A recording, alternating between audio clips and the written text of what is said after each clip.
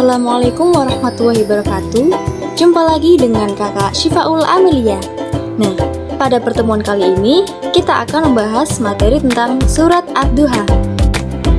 Nah, bagian materi pelajaran kita kali ini yang pertama ada membaca surat Ad-Duha, yang kedua mengertikan surat Ad-Duha, dan ketiga ada isi kandungan surat Ad-Duha. Sebelumnya, kalian udah tahu nggak surat Ad-Duha itu artinya apa? Nah, surat Ad-Duha merupakan artinya waktu duha atau waktu di mana matahari naik sepenggalah. Surat ini merupakan surat yang ke-93. Surat ini diturunkan setelah surat Al-Lail. Untuk mengawali materi kita pada kali ini, mari kita dengarkan murotal surat Ad-Duha. Bismillahirrahmanirrahim. Wadduha wallaili idza saja. Ma wadda'aka rabbuka wa ma qala.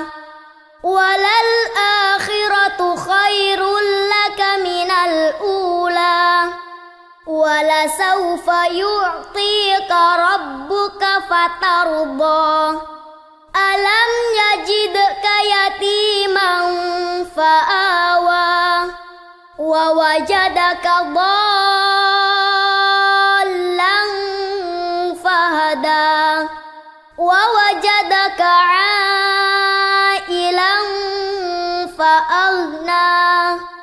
Fa'ammal yatima fala taqhar.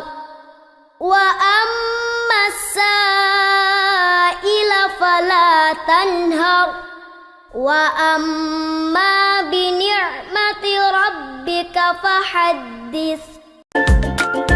Nah, materi yang kedua yakni tentang mengartikan surat Ad-Duha.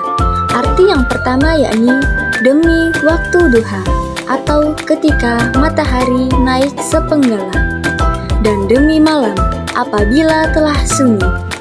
Tuhanmu tidak meninggalkan engkau Muhammad dan tidak pula membencimu. Dan sungguh, yang kemudian itu lebih baik bagimu daripada yang permulaan. Dan sungguh, kelak Tuhanmu pasti memberikan karunia-Nya kepadamu sehingga engkau menjadi puas. Bukankah Dia mendapatimu sebagai seorang yatim, lalu Dia melindungimu, dan Dia mendapatimu sebagai seorang yang bingung, lalu Dia memberikan petunjuk, dan Dia mendapatimu sebagai seorang yang kekurangan, lalu Dia memberikan kecukupan. Maka terhadap anak yatim janganlah engkau berlaku sewenang-wenang, dan terhadap orang yang meminta-minta janganlah engkau menghardiknya. Dan terhadap nikmat Tuhanmu hendaklah engkau nyatakan dengan bersyukur. Materi yang ketiga yakni tentang isi kandungan surat Ad-Duha. Untuk ayat yang 1 dan 2, Allah Subhanahu wa Ta'ala bersumpah menggunakan dua waktu, yaitu waktu duha dan waktu malam. Waktu duha yakni waktu matahari sepenggalah naik. Untuk ayat yang ketiga memberikan jawaban bahwa Allah Subhanahu wa Ta'ala tidak meninggalkan dan membenci Nabi Muhammad SAW. Untuk ayat yang keempat menjelaskan bahwa kehidupan di akhirat itu lebih baik daripada kehidupan di dunia. Kehidupan di akhirat itu dipenuhi dengan kemuliaan. Untuk ayat yang kelima, Allah Subhanahu wa Ta'ala memberikan kabar gembira kepada Nabi Muhammad SAW bahwasanya Allah Subhanahu wa Ta'ala akan memberikan kebahagiaan yang berlimpah ruah kelak di akhirat, sehingga beliau puas dan bahagia. Untuk ayat yang ke-6, 7, dan 8 menceritakan keadaan Rasulullah SAW sebelumnya, yaitu yang pertama, sebagai seorang yatim, di mana ayahnya telah meninggal dunia sebelum beliau dilahirkan. Walaupun dilahirkan dalam keadaan yatim, tetapi Allah Subhanahu wa Ta'ala tetap menjaganya dengan cara menyerahkan Nabi Muhammad SAW kepada pamannya Abu Thalib untuk diasuh. Yang kedua, sebagai seorang yang bingung atau mengenai syariat yang harus dijalankan, karena pada waktu itu bangsa Arab peradabannya kurang baik, yaitu sebagai penyembah berhala, dan budi pekerti atau akhlaknya rendah. Kemudian Allah Subhanahu wa Ta'ala memberikan petunjuk kepada kebenaran. Yang terakhir, sebagai seseorang yang kekurangan atau orang yang fakir, beliau ditinggalkan ayahnya tanpa meninggalkan harta benda.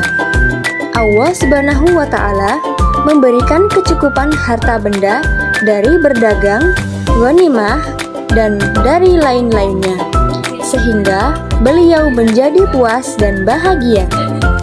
Untuk ayat yang ke-9 dan 10 menjelaskan bahwa Nabi Muhammad SAW telah mendapatkan karunia yang luar biasa dari Allah Subhanahu wa Ta'ala. Sebagai anak yatim, beliau dilindungi, diberi petunjuk dari kebingungan, dan telah diberi kecukupan harta benda, sehingga beliau diperintahkan untuk melindungi anak yatim dan bersikap baik terhadap peminta-minta. Untuk ayat yang ke-11, Allah Subhanahu wa Ta'ala menegaskan kepada Nabi Muhammad SAW untuk mensyukuri nikmat Allah Subhanahu wa Ta'ala yang luar biasa, berupa kenabian dan nikmat-nikmat yang lain yang telah diberikan kepadanya, yakni dengan jalan menyebut, mensyukuri, dan mengingat nikmat Allah Subhanahu wa Ta'ala.